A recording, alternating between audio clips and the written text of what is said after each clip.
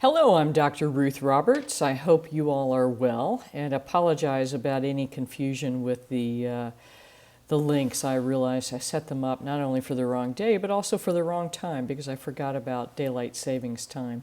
So weirdly enough, in Mexico, they do not go to daylight savings time until April 8th, which makes it even super more confusing. So there you go. Who knows? So lots of great questions this week, some of which I'll get answered here in a second. There's a couple of things I wanted to let you know about. And one is that we are, after many, many years, I'm going to switch up the products I recommend slightly just for simplicity's sake. So Therabiotics and biotic caps are the same, and they are not sold out. I will get that fixed for you.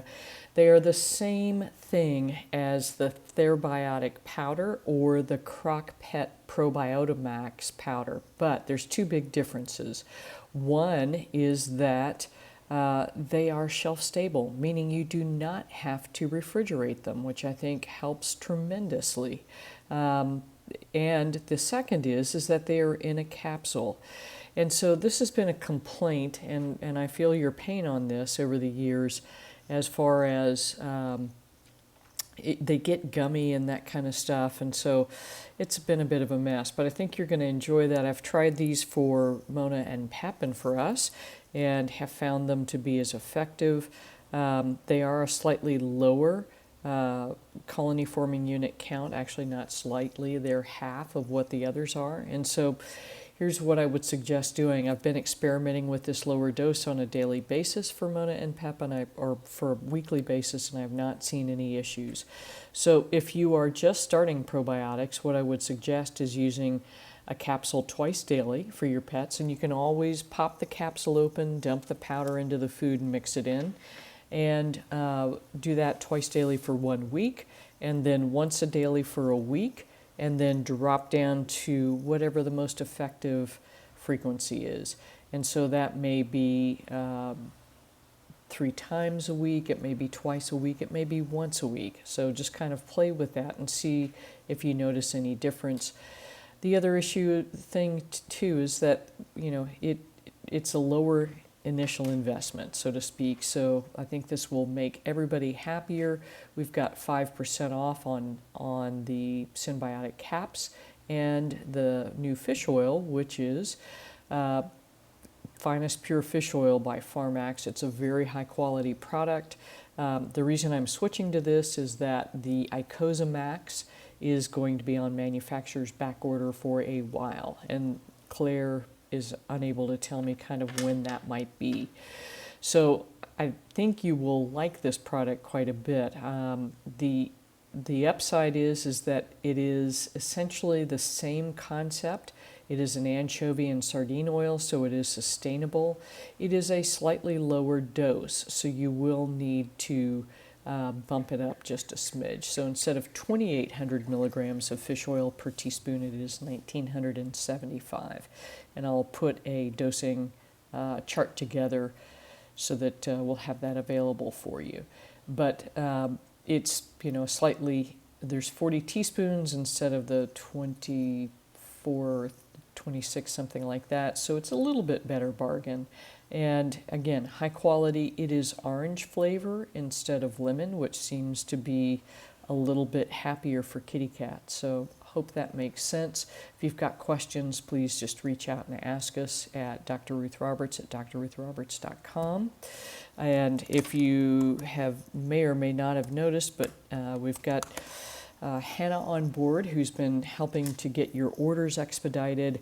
I am delighted to finally have a really wonderful support person that's able to help take care of you and not have to create messes for me to clean up later.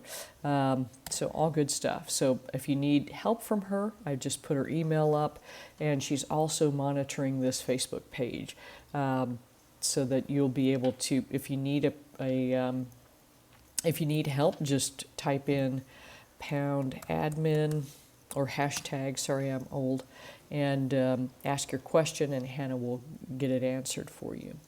So got a bunch of questions today, and Sherry said she's going to purchase the RX Pet Essentials to get her by. It does have calcium citrate in it. And no, you should not skip it, because there actually is some calcium in Holistic Total Body Support.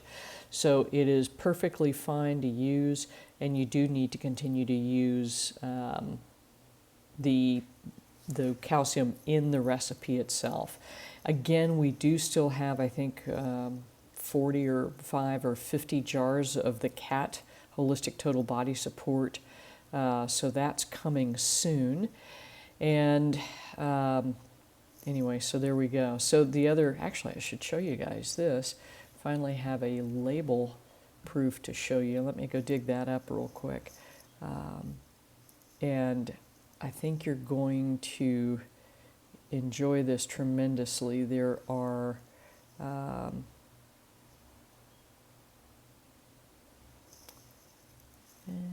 well, what did I do with it?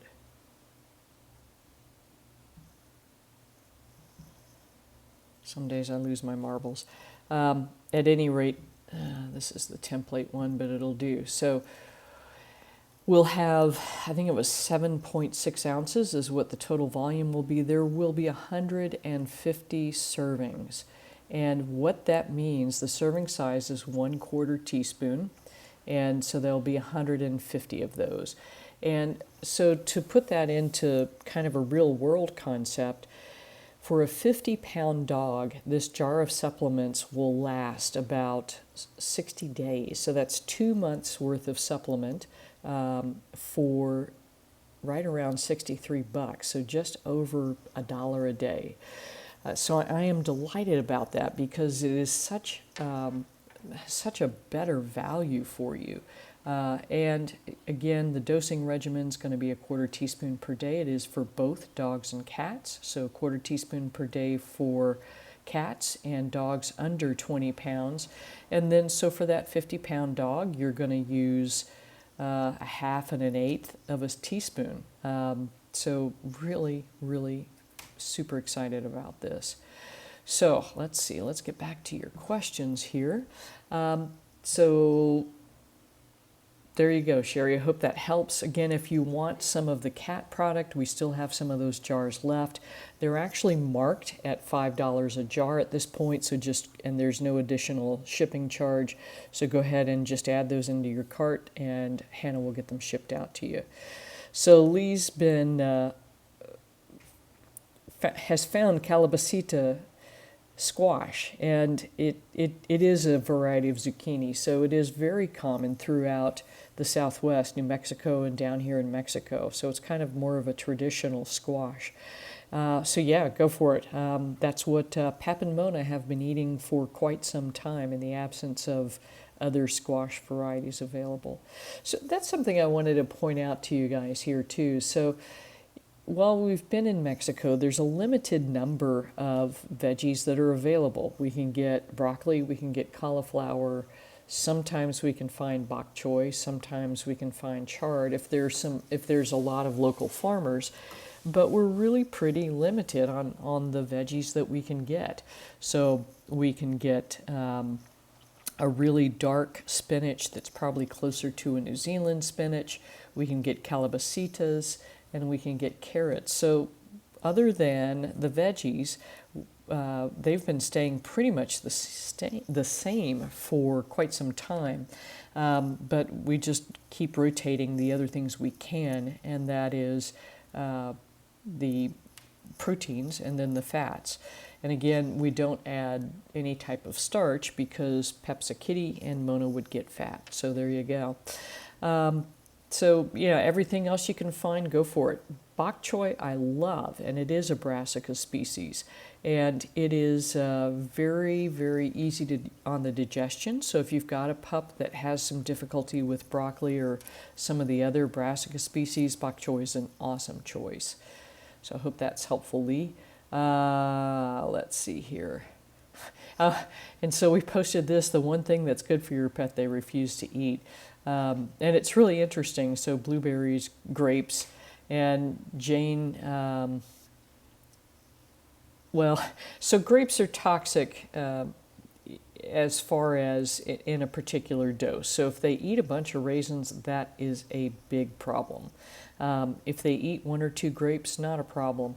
I will tell you to wash them very, very carefully and use something like Fit, which is, I think it's a grapeseed oil extract that helps to strip any pesticides and things of that nature off.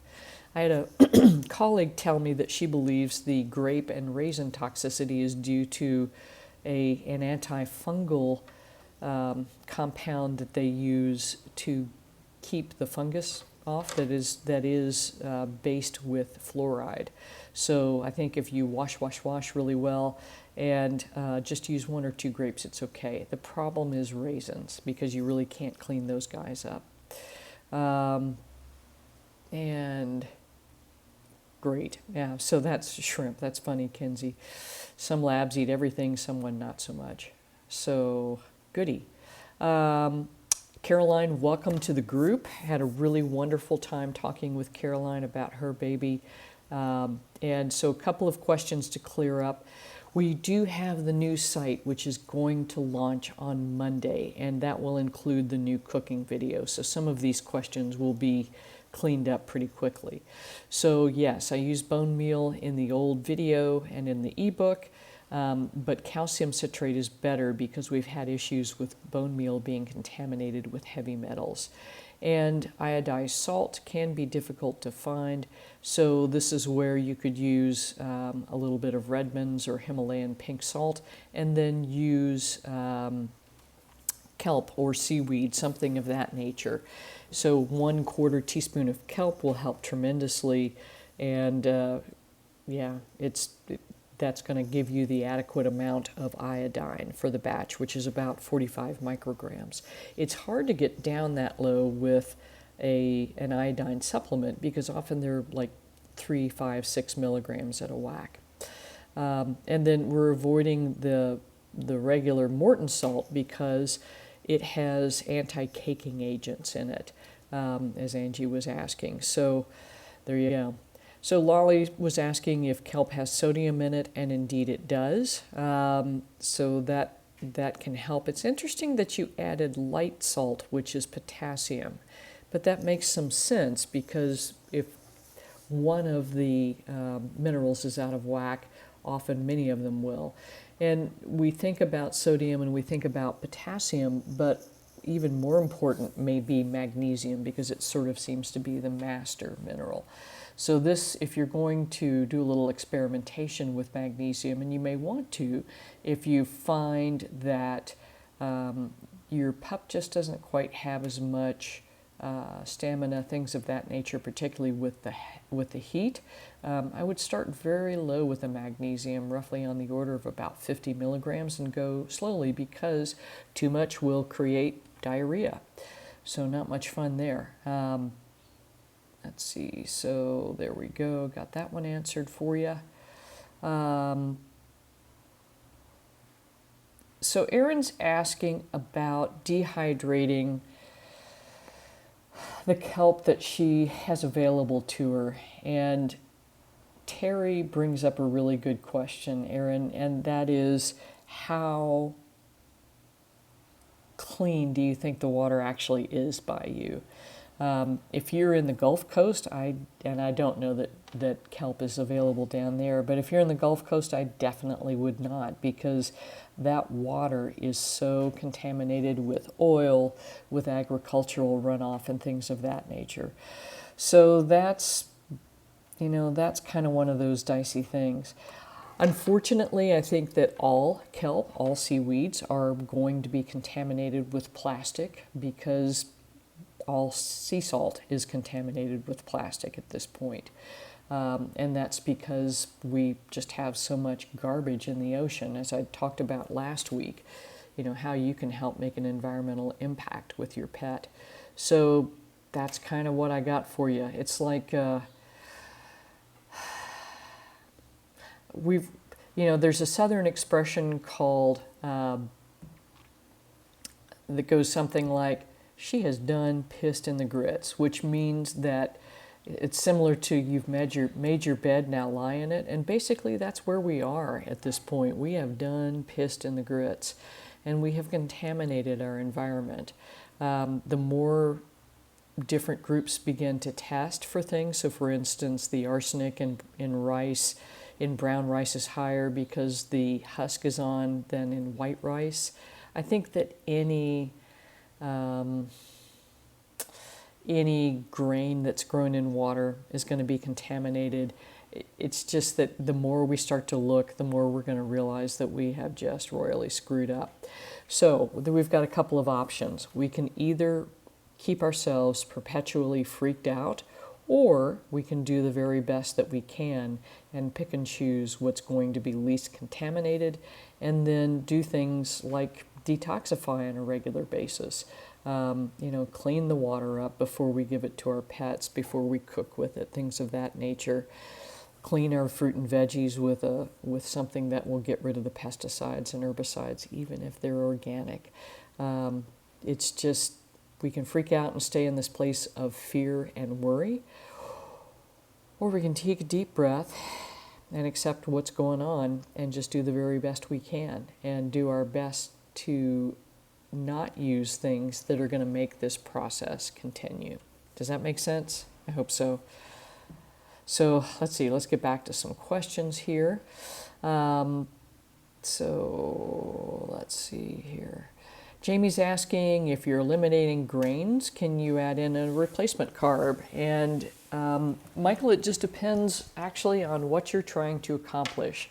So yes, if you want your pet to continue to have kind of a balanced paleo type diet, then yes, you're going to add in a carb. So that may be potatoes, so sweet potatoes, some of the starchier squashes like butternut squash, things of that nature. So where the grain-free diets again got into trouble is that they used beans, garbanzo beans and other beans as their carbohydrate source. And they balanced the diet in typical fashion, which is 75 to 80% carbohydrates. So that's where grain-free diets really screwed up.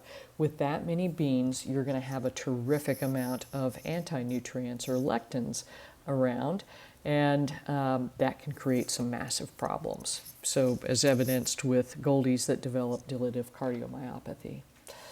So there we go. That's my buddy Chase.